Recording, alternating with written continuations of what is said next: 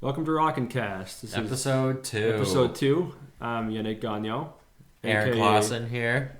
aka Yan Man. I don't have a nickname, Don't so... have a nickname? No. I'd say one, but I can't think of one off the top of my head right now. No. Do you know where I got the name Yan Man? My nickname? Well, your friend, right? Do you know who? It was Marilla. Marilla? Marilla. Yeah. Yeah. She doesn't live on PI anymore, but yeah, she's the one who started calling me the Yan Man because she couldn't pronounce my name when I first met her. Yeah. I kept telling her, but she couldn't pronounce my name. So anyway, she just started calling me the Yan Man, and then it just kind of stuck until to the point where like everybody else started calling me the Yan Man. There's people who don't know what my real name is. They just call me Yan Man, Yeah. and they don't know what my real name is. Like, Well, it's pretty close to your real name. yeah, even on Facebook. Even on Facebook, my name is like I put Yan Man in my Facebook name because so many people called me that. But anyway, this is episode number 2 of Ncast here. So last time we talked more about our metal origins, more around like the metal side of things. Yep. This time I guess we could talk more about like, well, before I got into metal, I listened to a lot of classic rock. This is even before the Chili Peppers and all that. Pink Floyd. Yeah? I did like Pink Floyd. I still do listen to quite a bit of Pink Floyd. Because, like, you know, I listen to a lot of Dream Theater now. Dream Theater, like Mastodon, a lot of progressive metal stuff. Yeah. And then progressive metal, which came from progressive rock, such as Pink Floyd, Genesis, King Crimson. I can't think of anybody else, but yeah, bands like that. That like really, yes, the band Yes, of course. Yeah. Progressive rock bands that like basically what influenced, well, Dream Theater especially were because if you listen to the song Octavarium by Dream Theater. You told me about that one. Yeah, like the beginning. That's the 25-minute long one, isn't It's it? 24, 25, yeah. The beginning of the song sounds pretty well identical to Shine On You Crazy Diamond by Pink Floyd. Does like, it? The intro. It sounds pretty well identical. Huh. Yeah. So that's like, and then of course after that I got into, but I did go through a big Pink Floyd phase. I still listen to Pink Floyd. They just released another album actually. They're still, believe it or not. Did they? Did they really release a new album? Yeah, it's called The Endless River. I didn't know that. Well, it's not really. It's half new, half like leftover material. Oh, okay. Because their last record was the Division Bell, and that was '94, and that was their last official record with Rick Wright when he was still alive. Rick Wright is the founder and keyboardist of Pink Floyd. He passed away in 2008. So this record came out kind of like an homage tribute to him, because a lot of stuff that was on there, stuff that he wrote, and that they were supposed to be on the Division Bell but never made it. So they just basically, I don't even know if they if they wrote any new music. I think they just either took songs that were already written and just remastered them. Maybe they added some. I'm not quite sure, but I know it wasn't an album that they like went and wrote completely. From what I've seen anyway, and it's a lot of just leftover material from that never made it on the Division Bell. Yeah. That was supposed to be, I guess was really going to be released one day, but was never released. But yeah, Interesting. went through big Pink Floyd phase, and again Zeppelin. I think everybody at some point listened to Led Zeppelin. Yeah, I did.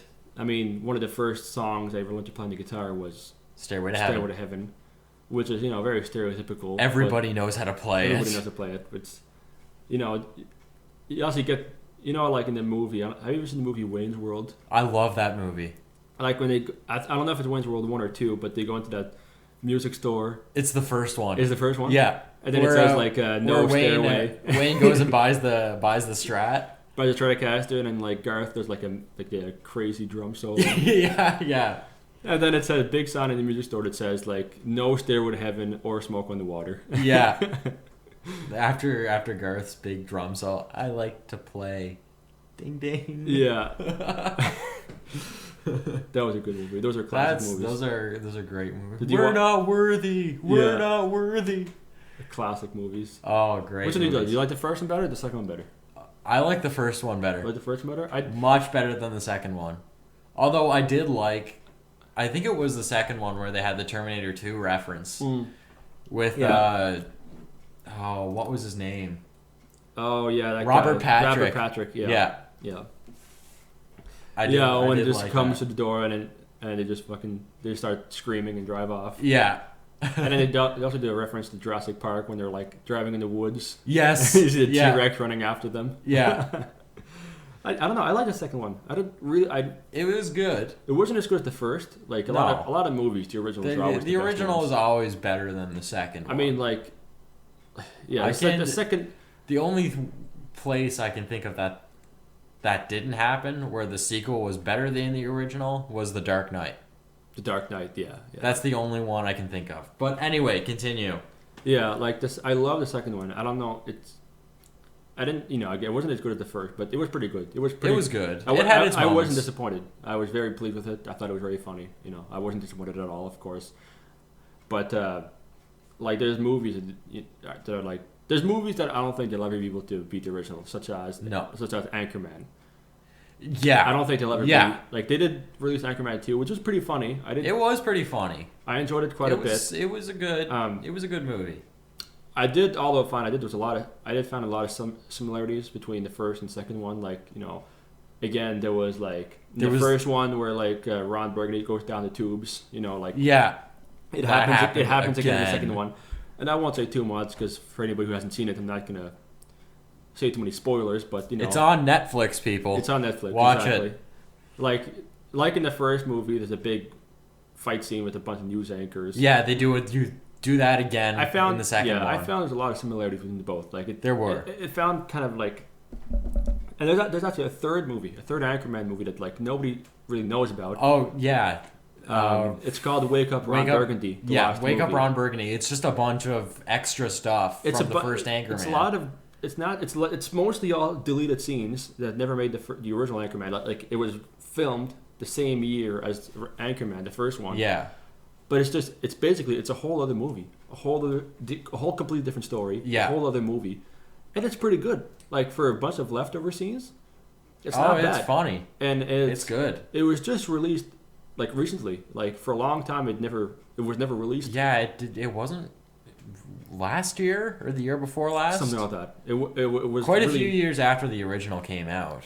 Yeah, it was released when they released a box set, like a remastered box set of Anchorman. I think it was called like the leather box or something like that. I'm not sure what it was called. It came with the original movie. It came with a bunch of other stuff, and it came with that movie. With Wake Up Ron Burgundy. Yeah, and that was the first time it was ever released on DVD ever. Nobody ever heard of it or seen it, and so they released it. And I actually found it on YouTube by accident. Oh yeah, that's where I watched it. I just saw it, and it was like Wake Up Ron Burgundy. It was like an hour and some long, and I'm just like, what is this? So I started watching it, and it's a completely other Anchorman movie, but it was filmed at the same time as the first one. But it's a completely different actors, completely different actors than the first one. Is it? Yeah, there's actors that weren't in the first movie. Like, that weren't in, but for example, Harkin, the boss there, and every time you see him on the phone, he's like, I'm not sure where he would have gotten a hold of German pornography. Oh yeah. Okay, sister, thank you very much. All the really horrible stuff that his son does. Every time he's on the phone with talk about his son, and then he's like, apparently my son was firing a bow and arrow into a crowd of people.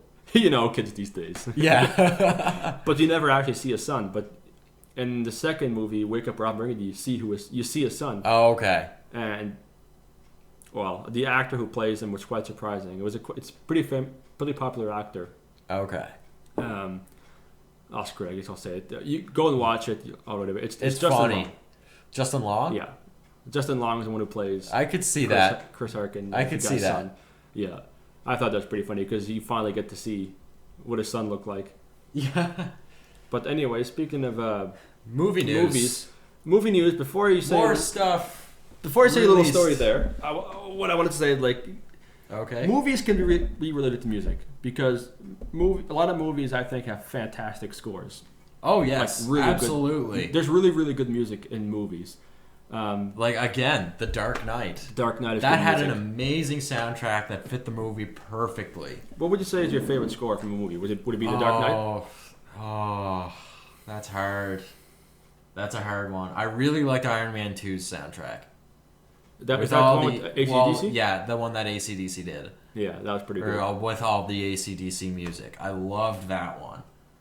Um, it's it's hard to say for me. Mm. I would say I'm gonna cheat and say both of them are my favorite. Both of them. If I had to pick one, I don't know. There's a lot of like I thought that. Well, I could cheat and say Metallica Through the Never, Yeah, it's not really. but a that's movie, just It's a movie, but it's not really. it's a concert movie. It's a half. That's it's a concert cheating. movie. I'm talking about like a movie. Movie like Movie an movie. actual Yeah. It would probably be either The Dark Knight or Iron Man 2. For me, it would have to be. I would say. Well, we went to see Interstellar, which was just Yes, that was a good fucking movie. phenomenal. Like, Yeah. if you haven't seen Interstellar, it's like mind bending. It's mind blowingly good.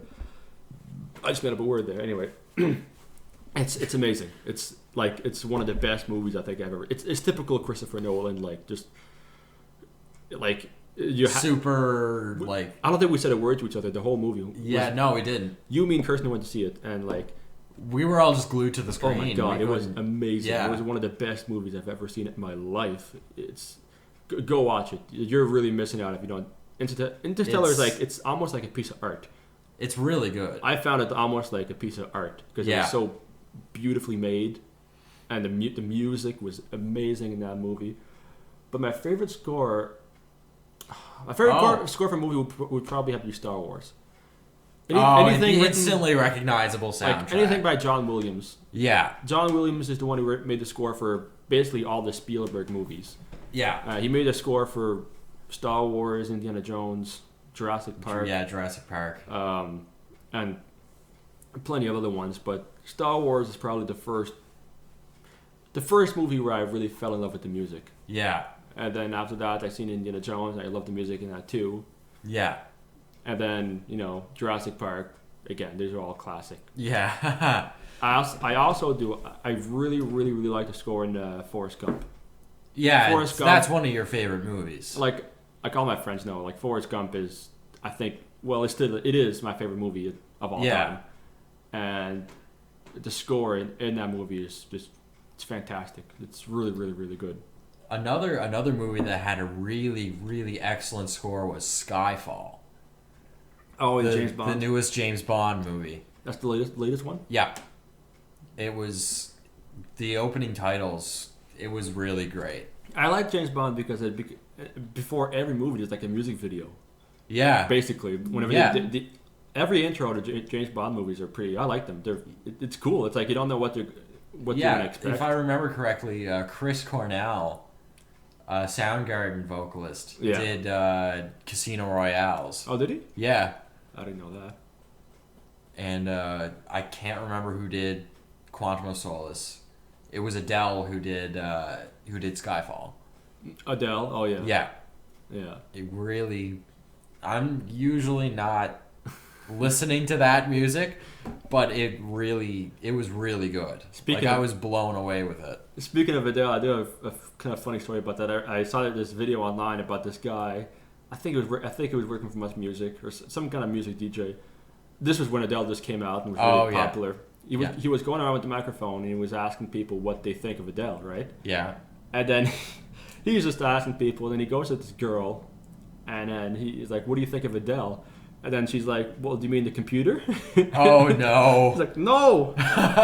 What is wrong with you? He's walking away. He's all pissed off. He's like, "The singer." God damn it. And he's all it's like, "You mean the computer?" Yeah. Adele. I thought that was pretty funny. That's hilarious. But speaking of movies, Yes. Neil Blomkamp was working on some alien type of related thing before he did District 9. Yeah. And I'm really disappointed that we haven't seen anything other than those few pictures. No. Yeah. You just told me about that today, but yeah. Yeah. You like the alien movies? Oh, I love them. Yeah. Some of my favorites. The Alien classic horror. Aliens classic sci-fi. It's It's got everything except for Alien 3, which was all right, but not a great movie. It was horrible. Alien 4 was just bad. Alien Resurrection was... You know what? I liked Alien 4 a lot more than I liked Alien 3. Really? A lot more. Yeah. Oh, I hated Alien Resurrection. 3 I did not like at all. Like, I thought it was horrible, you know. And it's, you know, David Fincher who directed it, and he's a pretty well-known director. So you think he would have made a good movie, but it was awful. Like, I don't mean to bash it, but I you know, everybody has their opinion, but I didn't like it. I didn't think it like fit it at all. Really well with the first two, but I thought it was a great movie on its own. It was a good movie on its own. Certainly better than the Alien versus Predator movies. Even those, I would say I like that better than Alien 3. Really? A lot more, yeah. I really did not like Alien 3. Wow. I really didn't like it. That is not a very popular opinion. Alien, the first one is the best one. Yes, it is. Ridley Scott, you know, he's a genius. He made the first one. I kind of wish like it was the same person who did all the movies. That's what it's so different. You know, it was because I think Alien was supposed to be a movie on its own. Yeah. And then James Cameron decided to do a sequel, which was actually pretty good. Aliens is really good. It's one of the best sci-fi movies ever made. Alien is more of a horror. It's not as action-packed as Aliens. It's more kind of like, you know, explaining the story and all that. You know, that classic, iconic scene when they're all at the table. Yeah, and the guy and then the chest burster scene. Yeah, the chest burster scene with Fun fact, none of the actors knew that was going to happen. Yeah, that is genuine fear in their faces when the thing bursts out of his chest. Genuine fear, and I love that scene for it. Yeah, I never knew that, but that sounds like something Ridley Scott would do. Yeah, it does. But yeah, Alien was great, and I didn't do the sequel, Aliens, with James Cameron. James Cameron, and that was more not so much horror, but more just like it was more like action sci-fi, but it had a little bit of horror stuff in it. Yeah, I'd put that more of like a thriller sci-fi type of thing. Action. It's much more action. Alien 3 was just horrible, and then Alien 4 was not bad. I didn't mind it. It was just another typical Alien movie. I didn't like. I think Alien 4. I think they should have just, you know, there's a lot of movies they keep switching directors and writers for each one, and it isn't good so different. For the movie. It just makes them so different, and sometimes not good. And anyway, Alien is my favorite one by far. The first one. Yeah, but Neil Blomkamp's Alien stuff that he was working on before District 9 looked really good. Yeah. And honestly, with the way that franchise has gone for the last 20 years, I think he's the only director I would trust it with. Oh, yeah. Because he did District 9, which is probably one of the best sci-fi movies. Like directed it? Yeah. Neil Blomkamp. That guy he's from South Africa, isn't he? Yeah. Oh, South African director. Yeah. Okay. He directed District 9. Yeah. And Elysium. That's the new Matt Damon movie? Yeah, with Matt Damon. I haven't seen it yet. But it came out on DVD last year, I think. Yeah. But, like, those are two of the best sci-fi movies I've seen in the past 10, 15 years. So he's... Even Ridley Scott, he directed Prometheus, which was... You didn't like it? It was all right. I love Prometheus. It wasn't... I thought it was really good. It changed dramatically from what it was originally supposed to be. Oh, was it? Yeah. They're making a sequel to that too, eh? Yeah, I know. I heard about that. I liked it. You know, it was... Prometheus got a lot of bashing, but I thought it was really, really well made. I liked Michael Fassbender's fantastic in that movie. It was very visually impressive. Oh my god, yeah! I thought Michael Fassbender was amazing. That's the guy. Michael Fassbender. He plays the droid. Yeah, the android. He did a really good job. He was good. He was he got like praise for his performance. Oh in yeah. Movie. Even if I didn't think it was that great, he did do an amazing job in that movie. I liked it, but I had a lot of problems with it when it first came out because everything leading up to it was saying Alien prequel, Alien prequel, Alien prequel. Well, it was kind of a prequel because it ends with them basically I think at the end of that movie is where Alien would begin, wouldn't it? No, it's not. No. Oh, okay. I must have read that wrong then. Like when it was originally made or originally announced, it was supposed to show the origins of the xenomorph and get into the history and all that stuff. Yeah. but when it was released, there was some nods here and there, but it wasn't really what they started with. Yeah. And there was just a lot of stupid decisions by the characters in that movie that really bothered me. Like when the alien ship is coming up from the ground and it's falling down on its side, the girl, I forget her name, but is running away from the ship, yet it's rolling towards her. Yeah. And instead of just cutting to the side, like you should, which would be the easiest way to get out of the way of that, she keeps running in the direction that it's rolling. Oh yeah. And then the guy in the cave like taunting the alien snake thing until it like latches onto his face.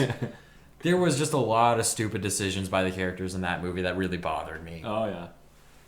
So we kind of drifted more into like movie. Kind of went off on a tangent there. That's fine. Like we said at the beginning, it is mostly music based, but we are going to talk about. We're going to go things. off on those tangents every now and again. It's going to happen. You can't always talk about music, only music. No, yeah, absolutely not. But before you really got into metal, though, what hard rock bands did you listen to? Like more classic rock, or did you listen to Zeppelin and all that? I did listen to Zeppelin. Yeah. AC/DC, a band called Skillet. I was really into. Skillet. I've never heard of Skillet. That doesn't surprise me. Underground band? No, they're on a Christian label. Oh, okay. Like again, what I grew up with. Before like getting into the metal I was in now, and I'm into now, I listen to a lot of stuff like Disturbed, Godsmack, stuff like that. All those like hard rock. Yeah. Bands. Those are up. Those pretty well metal bands. Almost. They're considered under the genre of metal, but are they? I would say they're more hard rock than metal. I wouldn't really call them metal.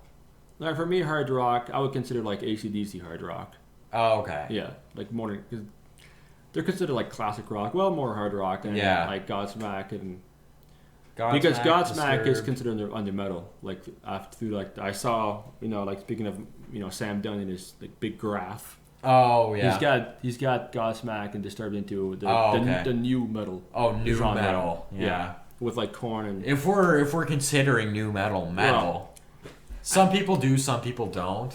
I guess it depends on the person. It all depends on who you ask, really. Sam Dunn is he's an expert in the genre of metal. So he went to school for anthropology. Yeah, and basically made his own study into the study of heavy metal. That's pretty cool. Pretty much, yeah. Yeah, he went in anthropology. He didn't know, he wanted to study into like this, more the social aspect of like why people listen to heavy metal and why it's so like, I don't know, kind of like put in like a bad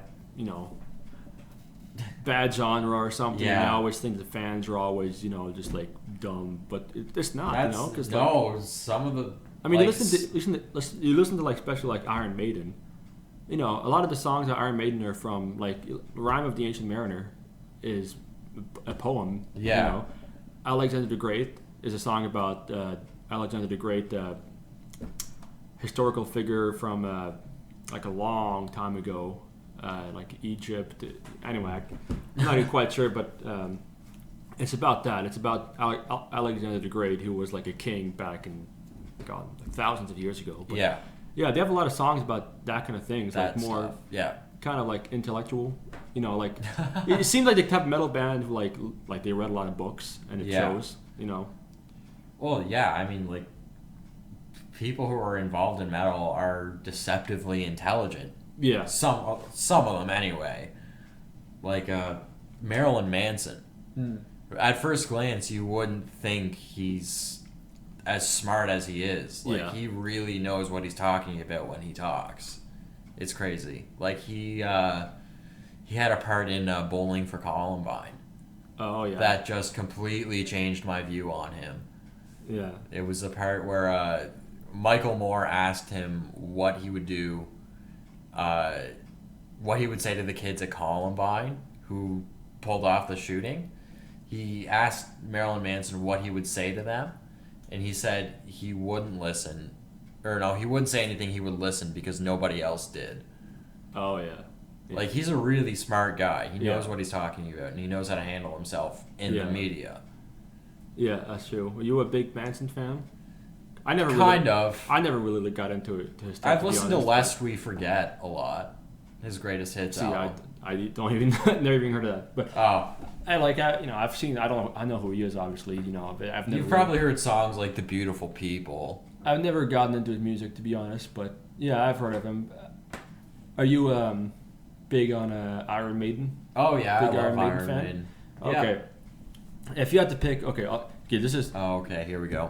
Here we go with the big. Here we go.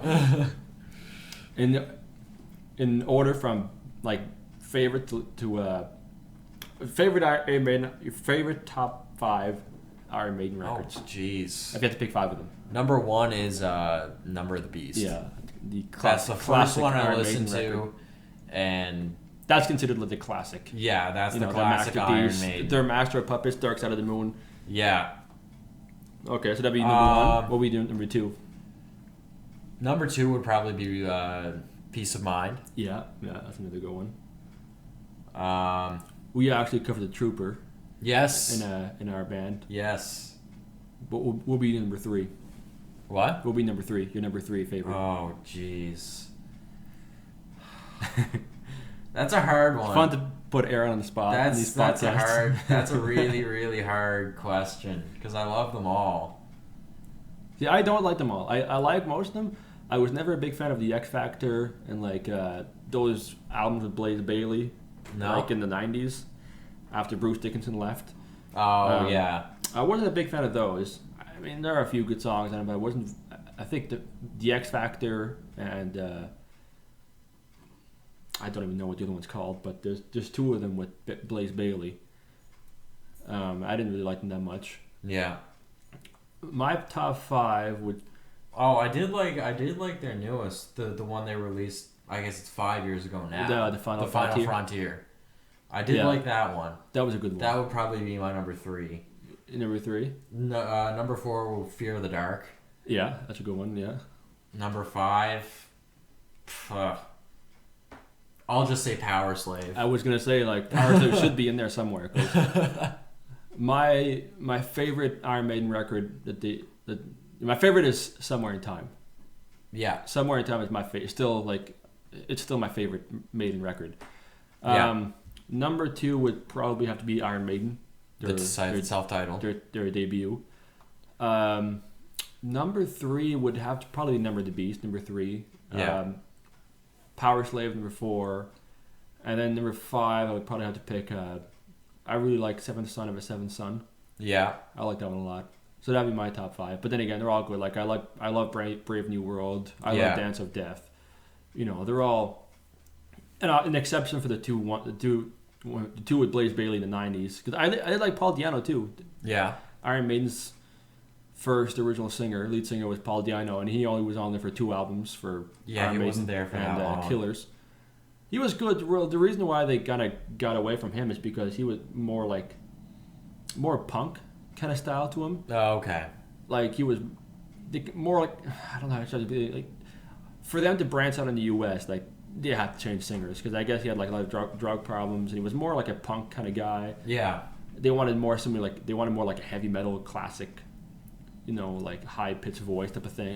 That's when Bruce Dickinson came in. Yeah. And he's been in the band on and off ever since Number of the Beast. Number of the Beast was his first album. It? Yeah. Number of the Beast was his first album. Damn good album. Yeah, like there's a lot of bands that like their best albums came with a new singer. Like, Like for example, like AC/DC. Back in Black with Brian Johnson. With the first album since Bon Scott. But then again, Bon Scott was different style as well. He was. Different style, both fantastic. AC/DC, we could do a whole episode on AC/DC. Yeah. I love AC/DC. They're I love great. Bon Scott. They have probably one of the best rock and roll anthem songs that I like. For those about to rock, it's For me, those the about to ultimate rock, Highway to Hell, the ultimate closer. Like the ultimate encore song to me, anyway. Because I saw I saw AC/DC live when they came to Moncton. This was Oh, in yeah, 2009. Yeah, I think Yeah, it that was was 2009. it was about that long ago. It Yeah. was the lineup was this band called The Answer, which I've never heard of. No, I've never heard of them. I wasn't really a big fan of them. I think they're from Ireland or something. Oh, okay. And the other band that was opening for them was Anvil. You've told me about Anvil. I Anvil. still haven't listened to them. Anvil is a band that actually influenced Metallica, the whole Big Four. Yes, yeah, you told me all about that. And then they just kind of disappeared into darkness. And then there's actually a movie about them called Anvil, The Story of The Anvil. Story of Anvil. Which is one of the greatest rock and roll movies ever made. Just not only about music, but just as like, the human spirit type of thing. Because it starts off by the guys from Anvil who are now in their 50s. And then it shows them like holding day jobs because therefore they can't afford to keep doing music. No, they can't afford to just. They still play, but like a lot of times nobody shows up to their gigs. Yeah. And then the whole movie, it's amazing. I have it at home actually. I'll lend it to you sometime. But I have your Flight 666 DVD in my car. I gotta get that back to you. But the Anvil was like they're like Rotten Tomatoes gave it 100%. Yeah.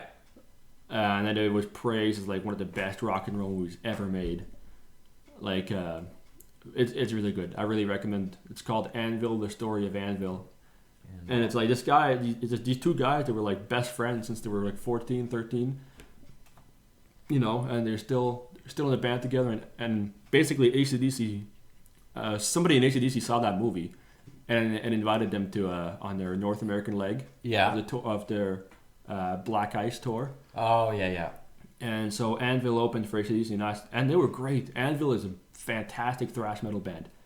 I mean, at the beginning of the movie, Anvil: The Story of Anvil, they interview Lars Ulrich, they interview Slash, they interview Lemmy, they interview Tom Araya, like all these guys from like Scott Ian, they interview him as well, and they all just praise Anvil as being like the first because they've been around since early 80s, very early 80s. Have they? Metal on Metal is like considered one of the it's a thrash classic. It's like Yeah. it's considered like a classic thrash metal record. Yeah.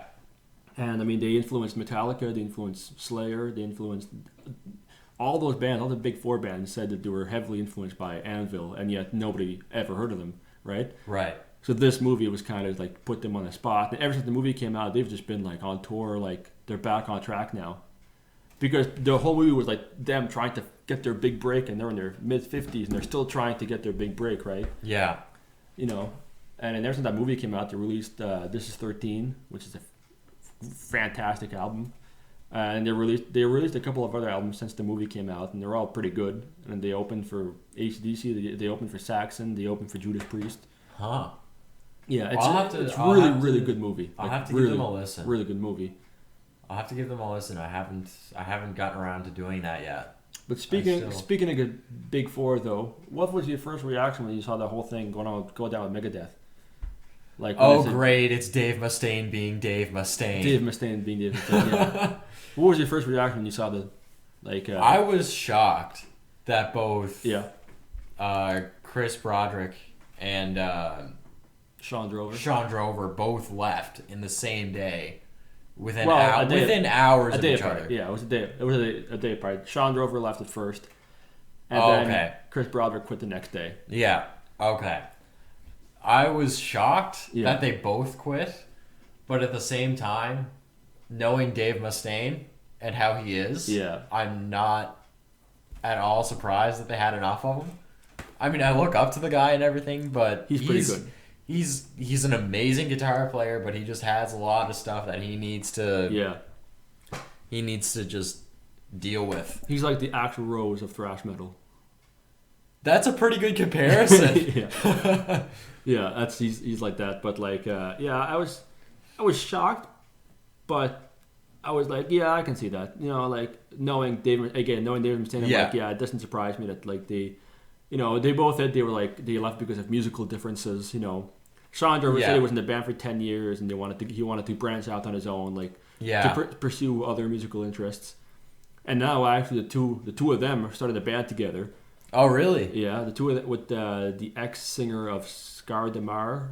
Scar de Martyr? The new Scar de Martyr, the new Joey Jordison band. Oh yeah. I guess their ex-singer is now they recruited him to be lead sweet. singer in their bands, and now Sean Rover and Chris Broderick are in a band together. Awesome. And I'll definitely have to check that out. they just released a project, and now Dave Mustaine's son released a video of like them jamming with a new drummer, and you don't know who the drummer is, but Okay. do you think that Megadeth will hire ex-members, or do you think they'll get like completely unknown? I'd say members? unknown. Really, I would say unknown as well. Actually, Well, as much as I'd like to see people David come back. Ellefson did go back after some time apart from them, so I'm not going to say it's impossible. Yeah, he came back. Yeah, I would say it's unlikely you know what's that funny? we're going to see any original Megadeth members. What I find funny is Nick Menza, Chris Poland, and James Lomenzo, who are all three ex-members of Megadeth, are in a new band together now. They Really? formed a new musical project, and they're all ex-members of Megadeth. Jeez. You know, Nick Menza on drums, Chris Poland on guitar. Chris Poland was the original guitarist Yeah. of Megadeth. Nick Menza was in the band from 88 or 89 to 98 or something like that. And then James Lomenzo was in the band whenever David Ellefson left, but he was only in the band for a few years. He wasn't in there very long until David Ellefson came out. But it's just funny that they're all ex-Megadeth members. Yeah, and they're all in a band They're together. all in a band together. But Yeah. like, there was a lot of rumors swirling around. Like Nick Menza. Yeah, even I heard about that. He went on his Facebook and he released a statement that like He said something like he wouldn't rule out. Yeah, I said he'd be open to a return to Megadeth. Yeah. Which I think would be great because Sean Dover got a lot of backlash, but I thought he was okay. But Yeah. really, a lot of people. Nick Menza was supposed to come back in the band with Dave Mustaine in 2001 or 2002 got injured his arm Yes. pretty badly and like finished Megadeth. That was just before. What was that album? The System Has Failed. System has failed. Yeah, That was just before that, wasn't it? there was just before that. Yeah, he hurt his arm or something. He stopped Megadeth. He disbanded Megadeth, and then he reformed the band. And I think Nick Menza was supposed to come back, but I guess he said that he wasn't fit enough to Oh, of go on the road or course. something. Of course not. And then that was in 2004, and then that's when they replaced him with Sean Rover, Yeah. and he stayed until this year. But Nick Menza released a video of him playing like drums only, like to like what's that song? Rust in Peace. No, not Rust in Peace. Peace. Not Rust in Peace. So the first song on the Peace Sells? no, the first song on Rust in Peace. Holy Wars. Holy Wars. Yes, thank you. Holy Wars, The Punishment Due. Yeah, he was playing that like it's just him playing the drums. Yeah. And the songs in the background, and he's just playing along with the song, and he can still freaking do it. Okay. He still sounds amazing. And he's older than Sean Drover. He's because he wasn't. But he's still great. Like he played the hell out of that song, and he played also like Wake Up Dead. Oh, okay. And he did a great job at that too. Like he can still play. He could easily, if they hired Nick Menza, they could easily go on tour. Granted, he'd have to learn all the new stuff they wrote. Yeah, since he left, would. Well, which is quite a bit of stuff. But yeah, quite a bit of stuff, but it's not the best. no. But anyways, I was kind of like, I don't know what's going to happen with them. They say that I hope. obviously they said they're going to stay off the road for most of 2015 because of that announcement now. I hope that they go back to thrash. Super Collider wasn't great. I do not want another Super Collider. Yeah. I liked the song Kingmaker off of it. I But every other song on that just... I listened to not one good. song off Super Collider and then deleted it. I deleted it off my computer. Yeah? I took it off. I was like, this is terrible. This is not Megadeth. I don't know what band this is, but I took it off. Yeah, it's not... It wasn't... It was horrible. But 13 was great. 13 was Endgame great. was great. Endgame too. was awesome. It was so weird how they did like fantastic albums and Super Collider came out and it's like, what the hell happened? Yeah, I know, You know? right? And I do apologize. There's a dog There is here a dog barking in the here. background. But anyway, and then the whole other situation, I guess we With talk about Phil Rudd. before the trivia, the whole what the hell happened to Phil Rudd? Yeah, that was a pretty fast I was shocked. fall. When I seen that. 'Cause I'm a big AC/DC fan. I see my drum kit. My drum kit is your Phil drum kit Rudd. is a Phil Rudd model. It's a Phil Rudd signature Sonar kit, and that's and he's great. I mean, like Phil Rudd to me is AC/DC. Like he's the best drummer for that band. He's the original drummer. He left in the early '80s. Phil Rudd left in '83 because I guess him and Malcolm Young didn't get along. Yeah. So he was gone from 83 to 94, and then they got two different drummers between that period. They got Simon Wright, played in the band for a bit. He played in Dio, and he played in mostly with Dio, but anyway, he replaced him for a bit in your early 80s. And then Chris Slade replaced him until 94, until then they asked Phil to come back in the band in 94. And then Ball Breaker was the first album. That came out in 95. That was the first album with Phil Rudd back on the drums. And I don't know, I think he is the best AC/DC drummer, in my opinion. And he's really quiet. Like, you never see him do interviews, ever. Yeah. He barely ever talks. He just plays the drums like a machine. He's like, he's not a technical drummer. He just plays the beat. He just plays the beat like a machine. He's like a metronome. He doesn't do drum solos. He has some drum fills, but not a lot. Yeah. But he just keeps the freaking beat. It's just that one, the one AC/DC beat that everybody can pick out. And then he's in the news of like trying to hire two people to murder somebody. And you're just like, what? It came what the hell? nowhere. I thought it was a hoax. I wish it was a hoax. Like, he would do that. Then they proved that he was like in a bunch of shit. Like, he was into meth. Yeah. Being a millionaire rock star, I mean, drugs are probably bound to happen at some point. But it all just happened in such a short span of time. Then he was in court. Then I guess he was acting really bizarre in court. Yeah.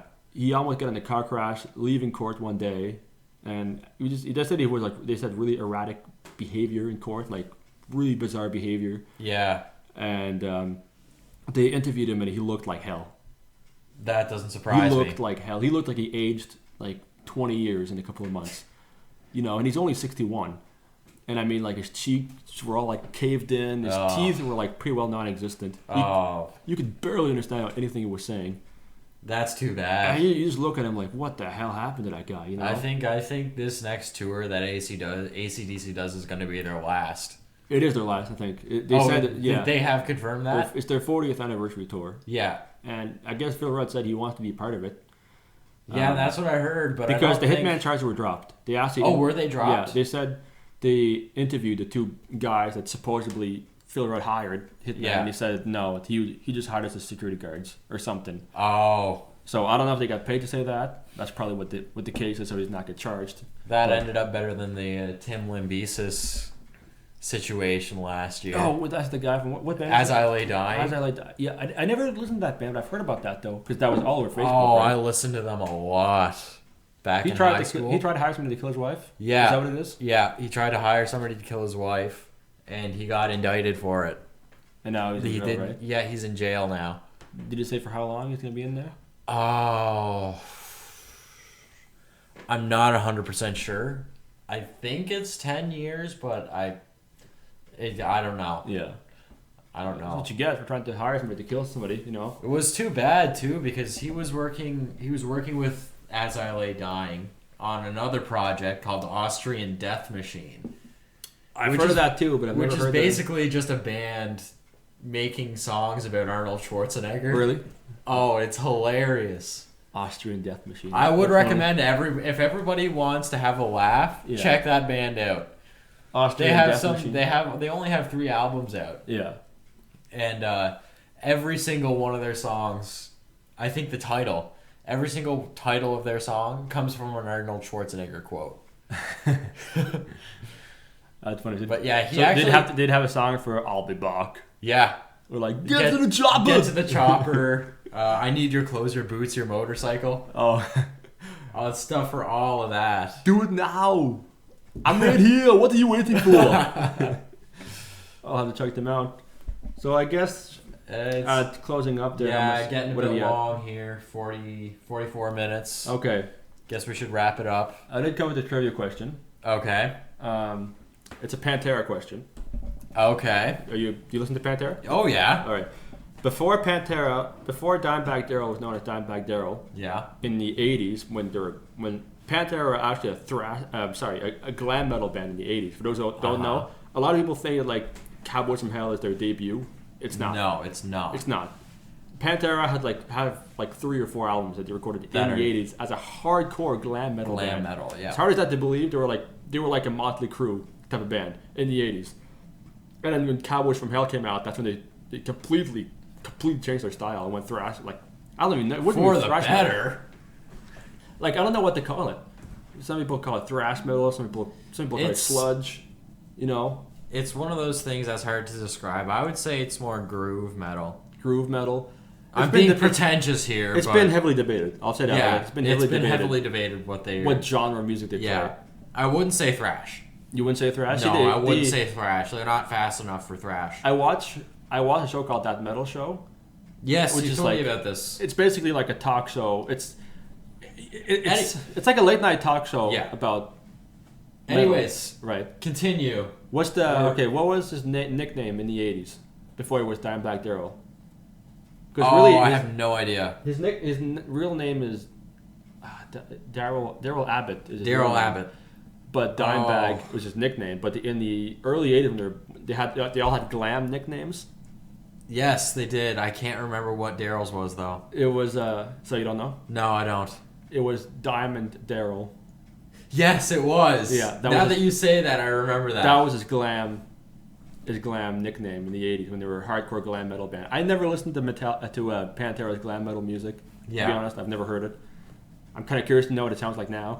So am I. You listen to it and be like, I can't believe those are the guys that wrote Cowboys from Hell. Yeah. You know? Because I guess it sounds, I've never heard it, but I guess it sounds, it's glam metal. It's literally people singing about girls and... Yeah. You know, they're all wearing the makeup. It's completely... Anyway. Okay, I got one for you. Yeah. With all the Megadeth discussion today, there were two guitarists that Dave Mustaine originally asked to join Megadeth. Yeah. Name one of them. I know he asked Kerry King. Yeah. He did ask Kerry... was he in the band? I think he was in the band for like 1 year in Kerry King? No, he wasn't in it at all. He was in Slayer. No, I know, but... He was in Slayer at the time. You can look that up, actually. I don't... Because Kerry King was in Megadeth for a very brief amount of time in 1984. Okay, who was the other one? The other one... It wasn't a Dimebag Darrell? It was Dimebag Darrell Abbott. I read that somewhere. He asked Dimebag Darrell to be a part of Megadeth. I think this was before Rust in Peace came out. Yeah. Before Marty Friedman joined. Yeah, before Marty Friedman joined. And he said no. He declined. Do you know why he declined? Because Dave wouldn't let his brother in. Yeah, he wanted Vinny. Yeah, he wanted Vinny to play drums. And yep. Dave Mustaine said no. Dave Mustaine said no. And that's why Dimebag Darrell and Megadeth would have been interesting. It would have been. It would have been interesting. I don't know. It wouldn't. It definitely wouldn't be the Megadeth we know today. It'd be like a crossover between Megadeth and Pantera, which would have been cool. I would have listened to it. That would have been cool. Yeah, that would have been really good. Well, anyway, that's Rock and Cast for this week. Yeah, we should wrap it up. It's at 47 minutes now, so I'd say the next episode or two would probably have. I think we're gonna start having guests on pretty soon here. Yep. And we're gonna try to have a music some type of intro before for the next episode. Yeah, we're gonna try. I don't know who we're gonna ask for. I got an idea for the first guest. I'm not gonna say now because if you can't make it, but anyway. You don't wanna jinx it. We're gonna start having guests because I do have a lot of people who already told me they have heavy interest in coming as guests. Yeah. So that's it. That's episode number 2. Episode number 2. That's it. Rock on. We're done.